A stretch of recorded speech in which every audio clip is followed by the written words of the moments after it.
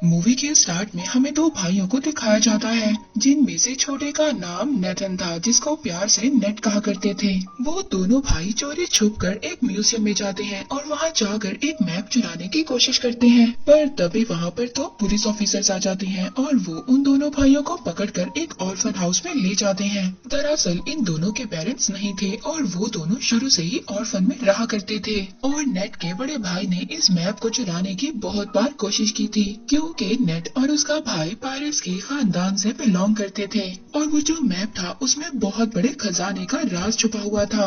अब उस orphan house की सिस्टर पुलिस ऑफिसर से ये कहती है कि नेट अभी छोटा है, आप लोग इसके बड़े भाई को लेकर जा सकते हैं, क्योंकि वो बार बार मना करने के बावजूद भी चोरी किया करता था। बट यहाँ पर नेट का बड़ा भाई खुद को पुलिस के हवाले नहीं करना चाहता था, इसलिए अब वो यहाँ से भागने का डिसाइड करता है। अब वो अपने सामान को पैक करने के बहाने अपने रूम में जाता है।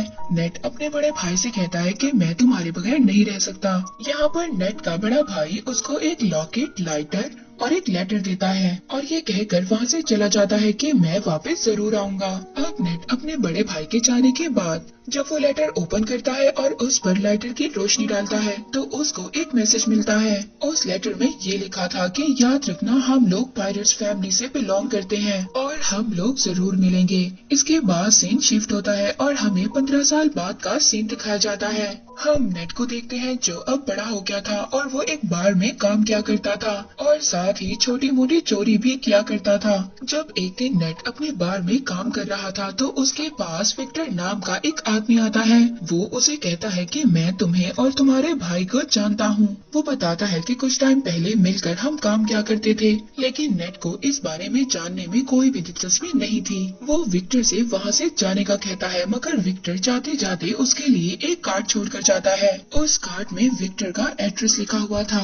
नेक्स्ट सीन में हम देखते हैं कि नेट विक्टर के घर पर चला जाता है। वो उसके घर में जाकर वही मैप देखता है जो कई साल पहले उसने और उसके भाई ने चुराने की कोशिश की थी। तो तभी वहाँ पर विक्टर भी आ जाता है। विक्टर कहता है कि अगर तुमने पहले ही आना था तो मुझे तभी बता देते। यहाँ पर नेट विक्टर से कहता है कि ये तो वही मैप है जिसको ढूंढने के लिए कई लोगों ने बहुत ज्यादा मेहनत की और ये एक खजाने का नक्शा है और इस मैप के रास्ते पर जाकर बहुत ज्यादा लोगों ने अपनी जान दे दी और उन्हें कुछ भी हासिल नहीं हुआ और ये एक बकवास स्टोरी थी। विक्टर नेट से कहता है ये कोई बकवास स्टोरी नहीं है और मैं जानता हूँ तुम्हें और तुम्हारे भाई को इस मैप के बारे में काफी ज्यादा इन्फॉर्मेशन है। फिर इसके बाद विक्टर वहाँ पर नेट को एक बुक दिखाता है। उस बुक में वो एक शिप की तस्वीर दिखाता है। ये शिप कोई आम शिप नहीं है, बल्कि ये कोई बहुत ही पुरानी शिप है और इसकी कीमत 500 करोड़ है।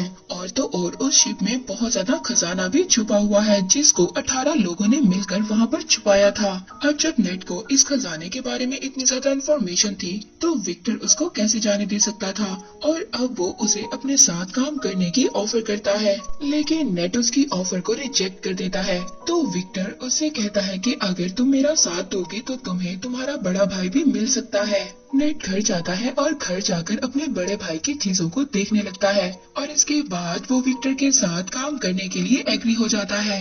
अगली सुबह हम देखते हैं नेट विक्टर को एक क्रॉस का साइन दिखाता है। वो कहता है कि ये कोई क्रॉस का साइन नहीं है, बल्कि उस खजाने तक पहुंचने की चाबी है, जिस पर विक्टर कहता है कि इसमें से एक चाबी तो मेरे पास है और दूसरी चाबी हमें जल्दी चुरानी होगी। विक्टर नेट को बताता है कि इसके साथ की दूसरी चाबी एक ऑक्शन कंपनी में है और बहुत जल्दी वो उस चाबी को नीलाम करने वाले हैं और जल्दी हमें उस चाबी को वहाँ से चुराना होगा।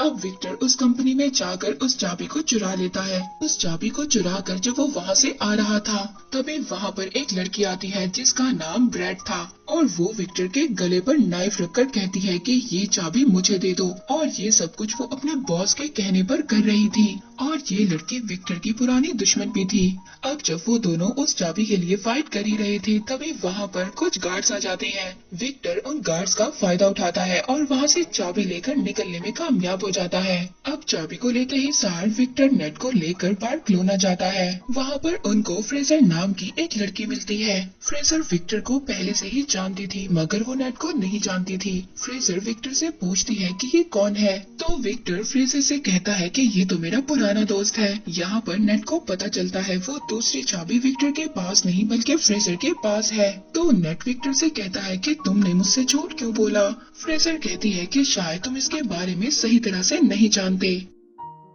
अब जब वो दोनों आपस में बहस कर ही रहे होते हैं, तभी वहाँ से फ्रेजर वो चाबी लेकर वहाँ से भाग जाती है। नेट फ्रेजर के पीछे भाग रहा था और फ्रेजर आगे आगे थी। फ्रेजर अपनी कार में बैठकर वहाँ से निकलने की कोशिश करती है, मगर नेट उसकी गाड़ी के आगे आ जाता है।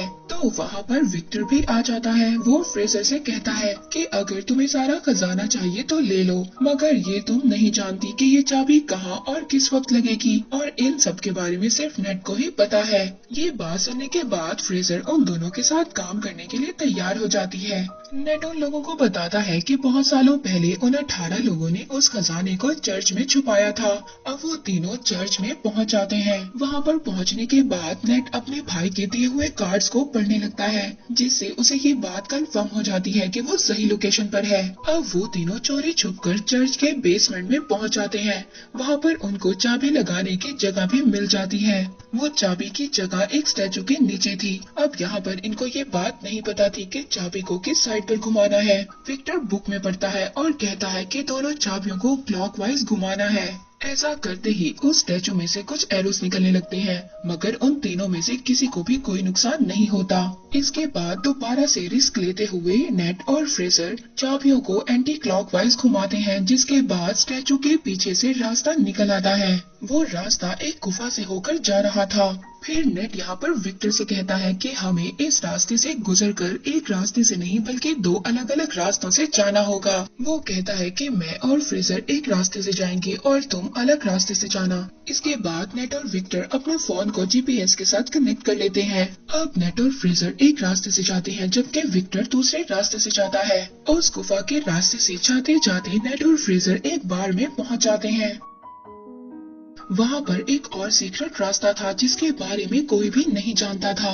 वो लोग उस रास्ते पर जाते इससे पहले वहाँ पर कुछ लोग उन पर अटैक कर देते हैं। नेट वहाँ पर उस आदमी को रोकने के लिए फाइट करता है और फ्रेजर उस रास्ते को ओपन करने की कोशिश करती है। उस दरवाजे के ओपन होते ही नेट और फ्रेजर उस रास्ते से भाग जाते हैं। अंदर जाने के बाद अब उन लोगों को तीसरा दरवाजा नजर आता है, जो उसी क्रॉस वाली चाबी से खुल सकता था। फ्रेजर उस दरवाजे को खोलने की जैसे ही कोशिश करती है तो वहाँ पर पानी भरना शुरू हो जाता है, क्योंकि उस दरवाजे को खोलने के लिए दूसरे दरवाजे पर चाबी लगाकर पहले उसे खोलना होगा, जिसको विक्टर ही खोल सकता था। विक्टर दूसरे साइड वाले दरवाजे को खोलने की कोशिश कर रहा था, पर तभी वहाँ पर वही लड़की आ जाती है जिसने पहले भी विक्टर पर अटैक किया था और उन दोनों में जबरदस्त फाइट होने लगती है।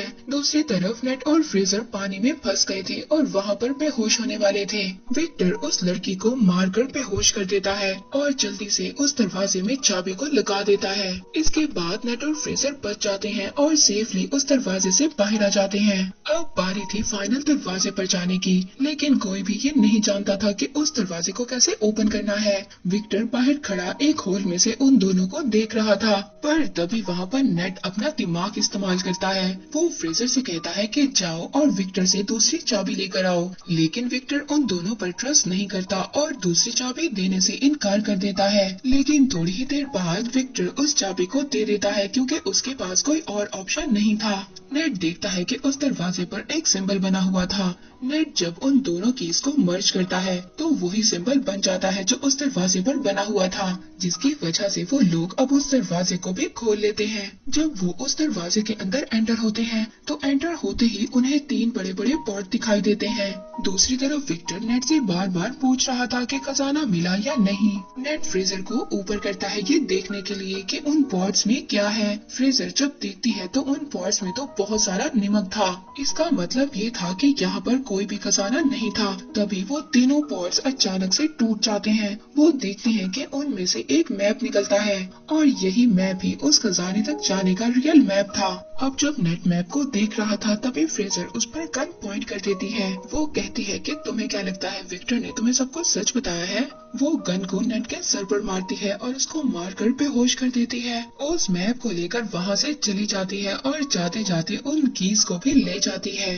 इसके बाद विक्टर नेट के पास आता है। वो देखता है कि नेट बेहोश है। जब नेट को होश आता है तो उन दोनों को पता चलता है कि फ्रेजर उनको धोखा देकर भाग चुकी है। नेट को जब होश आता है तो वो विक्टर से पूछता है कि मेरा भाई कहाँ पर है और तुमने मुझसे क्या छुपाया है। अब विक्टर उसको बताता है कि मैं और तुम्हारा भाई बहुत साल पहले खजाना ढूंढने के लिए निकले थे, जिसके लिए हमें एक बुक को चुराना था, मगर हमने उस बुक को तो चुरा लिया। इसके बाद जब हम वापस आने लगे तो मोरकाडा के लोगों ने हम पर फायर कर दिया। उस फायरिंग में तुम्हारे भाई को एक बुलेट लगी, जिसकी वजह से उसकी डेथ हो गई। ये सुनकर नेट बहुत ज्यादा इमोशनल हो जाता है। वो रोने लगता है। वो विक्टर से कहता है कि तुमने मेरे भाई को मरने के लिए छोड़ दिया था और अब तुम दोबारा से उस खजाने तक पहुंचने के लिए मेरा इस्तेमाल कर रहे हो। तो विक्टर कहता है कि ठीक है, मैंने झूठ बोला, मगर तुम्हारा भाई भी यही चाहता था कि उसके मरने के बाद तुम उसके ड्रीम को पूरा करो। नेट विक्टर से कहता है कि ठीक है, मैं उस खजाने तक अपने भाई के लिए जरूर जाऊंगा। इसके बाद हम दोनों के रास्ते अलग अलग होंगे। इसके बाद हम फ्रेजर को ब्रैड और उसके बॉस के साथ देखते हैं, यानी कि फ्रेजर इन दोनों के लिए काम कर रही थी।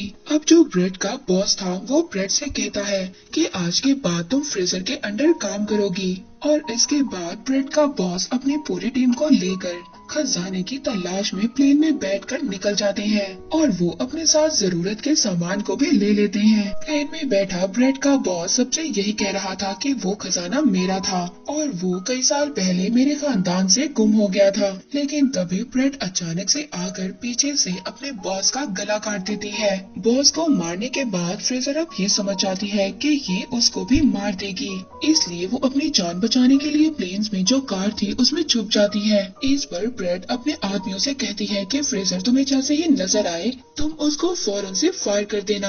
अब वो लोग फ्रेजर को वहाँ पर ढूंढ ही रहे थे, तभी हम नेट और विक्टर को देखते हैं जो एक कार की डिक्की में छुपकर उस प्लेन में आ गए थे। अब जब वो सभी लोग फ्रेजर को ढूंढ रहे थे, इस बात का फायदा उठाकर नेट और विक्टर उस मैप को चुरा लेते हैं। इसके बाद ब्रैड और फ्रेजर में भी फायरिंग स्टार्ट हो जाती है। वो एक दूसरे पर फायर कर रही होती है। विक्टर नेट से कहता है कि हमें मैप मिल चुका है, इसलिए हमें जल्दी से पैराशूट लेकर यहाँ से जाना होगा। यहाँ पर विक्टर पैराशूट लेकर जंप मार देता है, मगर नेट वहीं पर रुक जाता है और ब्रैड से कहता है कि तुमने मेरे भाई को मारा था। वो वहाँ की सभी कार्गो को पैराशूट से अटैच कर खोल देता है, जिससे कि प्लेन का सारा सामान बाहर गिरने लगता है। वहाँ पर ब्रैड के लोग नेट और विक्टर पर फायर करने लगते हैं। तभी वहाँ पर नेट का पाँव कार्गो में लगी बेल्ट में फंस जाता है और वो उस सामान के साथ ही बाहर हवा में उड़ने लगता है। लेकिन वो बहुत ज्यादा कोशिश करने के बाद दोबारा से प्लेन में आ जाता है। तभी वहाँ पर फ्रेजर एक बड़ी सी कार को लेकर प्लेन से जंप करने वाली थी। वहाँ पर नेट भी खड़ा था। अब कार के साथ दोबारा से नेट भी नीचे गिर जाता है। अब जब वो दोनों नीचे गिर रहे थे तभी फ्रेजर नेट से कहती है कि जल्दी से पैराशूट खोलो, लेकिन यहाँ पर तो नेट ने कोई पैराशूट लिया ही नहीं था। अब वो दोनों हवा में ही उड़ रहे थे, मगर तभी जल्दी से नेट एक कार्गो के पैराशूट को ओपन करता है और वो दोनों उस कार्गो पर चले जाते हैं। उस पैराशूट पर जाने के बाद वो दोनों समंदर पर लैंड करते हैं। अब वो लोग एक बीच पर पहुंच गए थे। वहां पर पहुंचने के बाद वो एक होटल में स्टे करते हैं। उस होटल में जाने के बाद वो दोनों मैप को समझने की कोशिश करते हैं, लेकिन यहाँ पर फ्रेजर को तो कुछ भी समझ नहीं आती और वो आराम से जाकर सो जाती है। लेकिन नेट यहाँ पर पूरी रात मेहनत करता है और उस मैप को समझ लेता है और कुछ नोट्स भी बना लेता है। जब सुबह फ्रेजर उठती है तो वो देखती है कि नेट ने मैप को समझकर नोट्स भी बना लिए हैं और वो यहाँ पर दोबारा से चला के दिखाती है। वो उस नोट को लेकर खजाने के लिए निकल जाती है। नेट जब सुबह उठता है तो वो देखता है कि वहाँ से नोट गायब है और ये देखकर वो मुस्कुराने लगता है। दरअसल नेट ने उस नोट पर गलत लोकेशन को मेंशन किया था और जो रियल लोकेशन थी वो नेट के पास ही थी। नेक्स्ट सीन में हम देखते हैं कि नेट एक बोट में उस लोकेशन पर पहुंच जाता है जो एक आइलैंड की गुफा में था। वहीं पर दूसरी तरफ ब्रैड ने भी नेट पर नजर रखी हुई थी। वहीं पर नेट पानी में जंप कर स्विम कर उस गुफा तक पहुंच जाता है, जहां पर वो दो बहुत बड़ी बड़ी शिप्स को देखता है जिसको ढूंढते हुए ना जाने कितने लोगों ने अपनी अपनी जान को गंवाया था। उस शिप के जब नेट अंदर जाता है तो वहाँ पर उसको बहुत सारा गोल्ड मिलता है, लेकिन पीछे से तभी उसे विक्टर की आवाज आती है। विक्टर भी वहाँ पर आ गया था और ये देखकर नेट काफी ज्यादा डर जाता है और पूछता है कि तुम यहाँ पर कैसे आ गए। तो वो उससे कहता है कि क्या तुम भूल गए, तुम्हें तो मुझे अपने जीपीएस से कनेक्ट किया था। अब जब वो दोनों मिलकर उस खजाने को देख ही रहे थे तभी वहाँ पर ब्रेड भी अपने लोगों के साथ आ जाती है। उन लोगों को देखकर नेट और विक्टर दोनों छुप जाते हैं। ब्रेड तभी अपनी पूरी टीम को बुलाती है और उन दोनों शिप्स को प्लेन के जरिए वहाँ से लेकर जाने वाली थी, क्योंकि वो ये जानती थी कि खजाने के साथ साथ उस शिप की कीमत भी करोड़ों में थी। अब विक्टर और नेट उस शिप से बाहर आते हैं। वो दोनों अब उस शिप को ही हाईजैक करने का प्लान बनाते हैं। वो वहाँ पर शिप के फ्रंट पर आते हैं और वहाँ पर सभी गार्ड से फाइट करने लगते हैं। यहाँ पर नेट भी सभी गार्ड्स को खूब मार रहा था। वो गार्ड्स को पानी में नीचे फेंक देते हैं। अब एक एक गार्ड को मारने के बाद वो प्लेन को हाईजैक कर लेते हैं। ब्रेड जब ये देखती है तो वो गुस्से में आ जाती है। वो दूसरे शिप से उन लोगों पर अटैक करवाती है। विक्टर ब्रेड और उसके लोगों से बचने के लिए हेलीकॉप्टर को तेजी से उड़ा रहा था, मगर यहाँ पर ब्रेड तो उसके पीछे ही पड़ गई थी।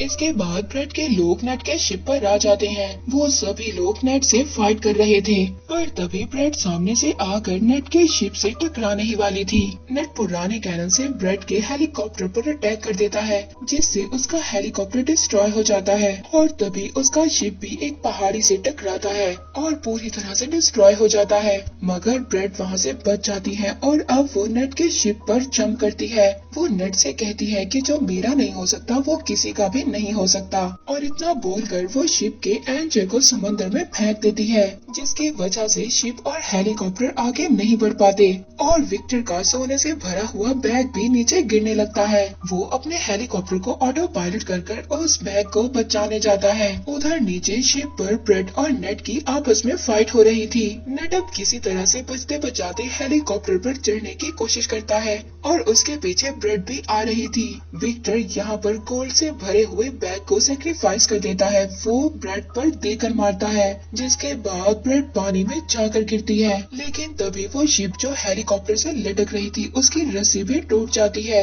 अब नेट को तो विक्टर किसी तरह से ऊपर खींच लेता है, लेकिन वो पूरी की पूरी शिप ब्रेड के ऊपर गिर जाती है, जिसकी वजह से अब उसकी डेथ हो जाती है और वो शिप वहीं पर टूटकर तैरने लगती है। नेट विक्टर से कहता है कि हम ये गोल्ड अभी भी हासिल कर सकते हैं, लेकिन विक्टर उसको मना कर देता है। वो कहता है कि अब ये सारा सोना गवर्नमेंट का हो चुका है और वो लोग उसे लेने के लिए आ रहे हैं, जिसके बाद विक्टर दुखी होकर हेलीकॉप्टर चलाने लगता है। तो नेट उससे कहता है कि दुखी मत हो, और फिर वो एक एक कर गोल्ड को अपनी पॉकेट से निकालने लगता है और वो दोनों खुशी खुशी जाने लगते हैं। मूवी के लास्ट में हम देखते हैं कि एक मोटर बोट नेट और विक्टर का पीछा कर रही है, जो कि कोई और नहीं बल्कि फ्रेजर ही थी, जिसको नेट ने बेवकूफ बना दिया था। हम देखते हैं कि नेट का भाई अभी भी जिंदा था, जो कि एक जेल में बंद था। और इसी के साथ ये मूवी यहीं पर एंड हो जाती है।